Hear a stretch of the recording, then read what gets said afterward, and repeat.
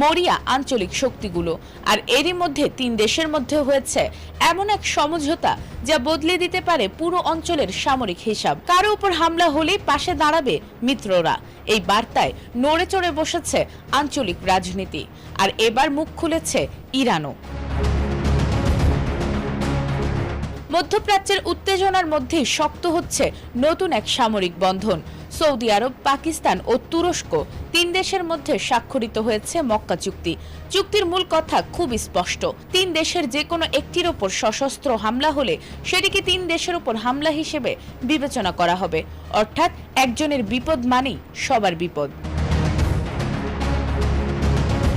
7 August মক্কায় চুক্তিতে সই করেন তুরস্কের president Recep Tayyip Erdogan, Saudi যুবরাজ মোহাম্মদ বিন সালমান এবং পাকিস্তানের প্রধানমন্ত্রী শাহবাজ শরীফ। চুক্তি স্বাক্ষরের পর থেকেই শুরু হয়েছে নানা আলোচনা।